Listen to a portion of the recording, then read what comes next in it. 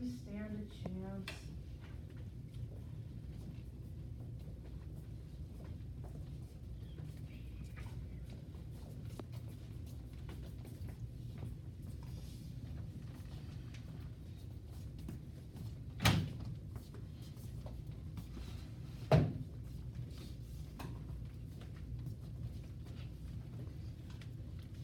Chewing gum? Gum. Oh wait, is there just one other person here? Yeah, Dane's just sorry there.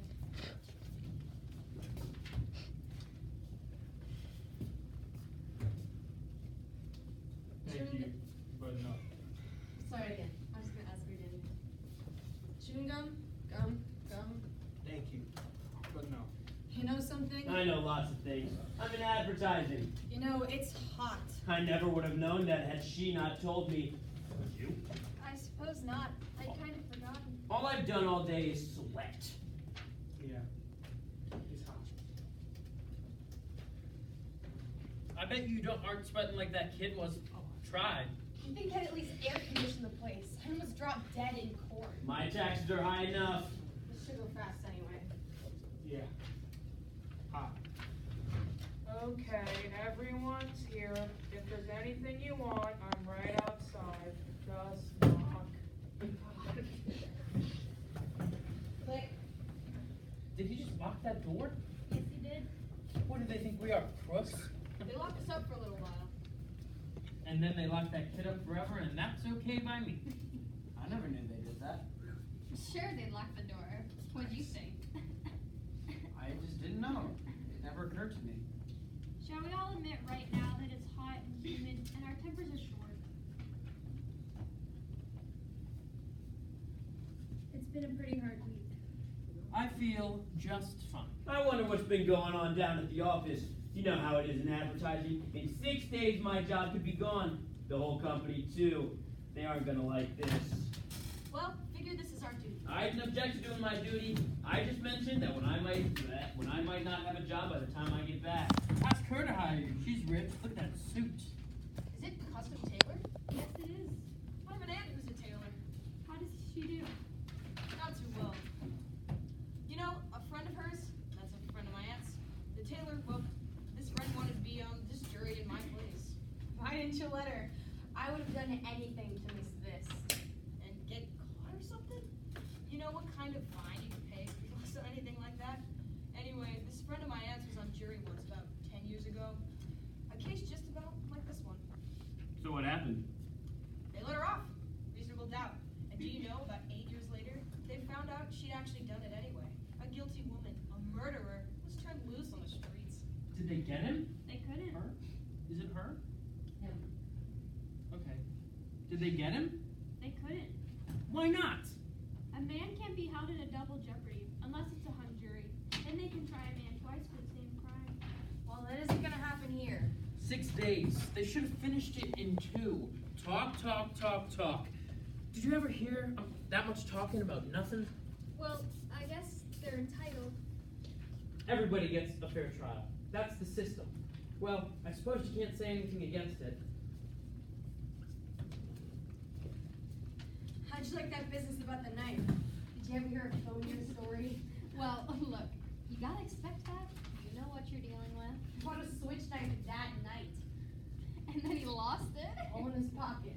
Hole in his father. Men. An awful way to kill your father. A knife in his pocket. A knife in his chest. Look at the kind of people they are. You know, them. What's the matter? Weather cold? Oh, these hot weather colds can kill you. I had one last year. While I was on vacation too. All right, let's take seats. Right. It's better be fast. I got tickets to Hamilton for tonight. I must be the only person in the world who hasn't seen it yet. Okay, Your Honor, let's start the show. How about sitting down? The gentleman at the window? How about sitting down? Oh, I'm sorry. It's tough to figure, isn't it? A kid kills his father, bing, just like that. Well, it's the element. They let the kids run wild. Maybe it serves them right. They're better proofs than some emotion you may have. Perhaps a dislike for a certain group. We all agree that it was hot. And that our tempers are short.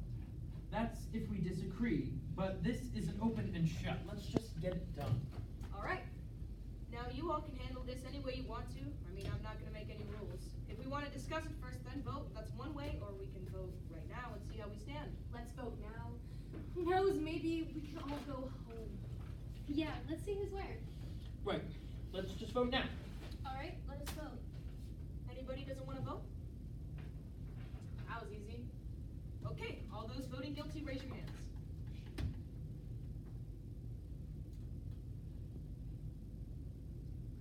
8, 9, 10, 11. Okay, that's 11 for guilty. Anyone not guilty? What's the matter with you? Okay, 11 and 1. 11 guilty, 1 not guilty. I mean, Now do you we stand. really believe he's not guilty? I don't know. After 6 days, he doesn't know. In 6 days, I could learn calculus. This is ABC. I don't believe that it is as simple as ABC. I never saw a guiltier boy in my life. What does a guilty man look like? He's not guilty until we say he is guilty. Are we to vote on his face? You sat right in that courtroom and heard the same things I did. That man is a dangerous killer, and you could see it. Where do you look to see if a man is a killer? Well, I would like to know. Tell me what the facial characteristics of a killer are. Maybe you know something I don't. Look, what is there about the case that makes you think the boy is innocent? He's 19 years old. that's old enough. He knifed his own father 4 inches into the chest. An innocent, little, 19-year-old boy. I agree with you that the boy is guilty, but I think we should try to avoid emotionally colored arguments. All right. Well, they proved it a dozen different ways. And do you want me to list them? No. Well, do you believe that stupid story he told? Now. Do you believe the kid's story? I don't know whether I believe it or not. Maybe I don't. So what'd you vote not guilty for? There were 11 votes for guilty. It's not so easy for me to raise my hand and send a boy off to die without talking about it first. Who says it's easy for me? Or me. No one. He's still just guilty, whether it's an easy vote or a hard vote. Is there something wrong because I voted fast? Not necessarily. I think the guy's guilty. He couldn't change my mind if he talked for 100 years. I don't want to change your mind. Just what are you thinking of then? I want to talk for a while. Look, this boy's been kicked around all his life. You know, living in a slum, his mother dead since he was 9. That's not a very good head start. He's a tough, angry kid. You know why slum kids get that way? Because we knock them over the head once a day, every day. I think maybe we owe him a few words. That's all. Alright, it's hard, sure. It was hard for me. Everything I've got, I fought for. I worked my way through college. That was a long time ago, and perhaps you do forget. I fought, yes, but I never killed. I know what it's like, and I never killed anybody. I've been kicked around too. Wait until you've worked in an ad agency and the big boy comes in to buy the ad. We all know. In my country, cooking was a science, but let's try to find something better than that. I don't want to tell you this, lady. We don't know the kid a thing. He got a fair trial, didn't he? You know what this trial cost? He's lucky he's got it. Look, we're all grown-ups here. You're not going to tell us that we're supposed to believe him, knowing what he is? I've lived among them all my life. You can't believe a word they say. You know that. I don't know that. What a terrible thing for a woman to believe. Since when is such dishonesty a group characteristic? You have no monopoly on the truth. All right, it's not Sunday. We don't need a sermon. What this woman says is very dangerous.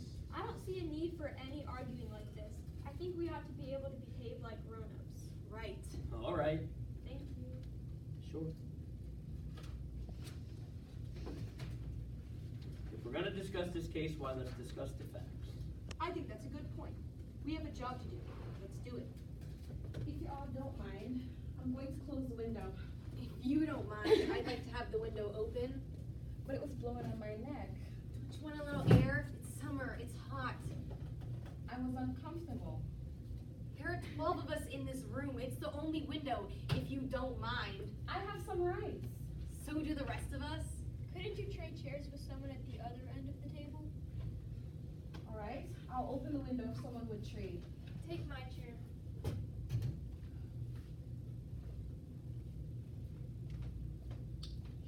back to the case. Yeah, I may have an idea here. I'm just thinking out loud now. But it seems to me that it's up to us to convince this gentleman that we're right and he's wrong. Maybe if we each talk for a minute or two, try it on for size. That sounds fair enough. Very fair. Suppose we go once around the table. Okay, start it off. Right. We'll start with you. Oh, well, I just think he's guilty. I thought it was obvious. In what way was it obvious? I mean that nobody proved otherwise. Nobody has to prove otherwise. Innocent until proven guilty. The burden of proof is on the prosecution. The defendant doesn't have to open his mouth. That's in the Constitution, the Fifth Amendment. You've heard of it? Everyone has. Well, sure, I've heard of it. I don't know. I know what it is. What I meant, well, anyway, I just think he's guilty. No reasons. Just guilty. There is a life at stake here. Okay, then let's get to the facts. Number one, let's take the old man who lived on the second floor, right underneath the room where the murder took place. At 10 minutes after 12, on the night of the killing, he heard loud noises in the upstairs apartment. He said it sounded like a fight, and then he heard the kid say, "I'm gonna kill you." A second later, he heard a body falling, and he ran to the door of his apartment, looked out and saw the kid running down the stairs out of the house. Then he called the police, and they found the father with a knife in his chest. And the coroner fixed the time of death around midnight. Right, so now what else do you want? It doesn't seem to fit. The boy's entire story is flimsy. He claimed he was at the movie. That's a little ridiculous, isn't it? He couldn't even remember what picture he saw. That's right, did you hear that? You're absolutely right. He didn't have any ticket stub. Who keeps a ticket stub at the movies? That's true enough. I suppose. But the cashier didn't remember him. And the ticket taker didn't either. Look, what about the woman across the street? If her testimony don't prove it, then nothing does. That's right. She saw the killing, didn't she? Let's go in order. Just a minute. Here's a woman who's lying in bed, can't sleep, it's hot, Anyway, she wakes up, she looks out the window, and right across the street, she sees the kid stick the knife into his father. How can she really be sure it was the kid when she saw it through the windows of a passing elevated train? She's known the kid all his life. His window's right up opposite hers, across the L tracks, and she swore she saw him do it. I heard her swear to it. Okay, and they proved it in court that you can look through the windows of a passing L train at night and see what's happening on the other side. They proved it. Weren't you telling us just a minute or two ago that you can't trust them? That you can't believe them? So? Then I'd like to ask you something. How come you believed her? She's one of them too, isn't she? You're a pretty smart cookie, aren't you? Now take it easy. Come on, sit down. What are you letting her get you all upset for? Just relax. They did take us out to the woman's room and we looked through the windows of a passing L train. Didn't we?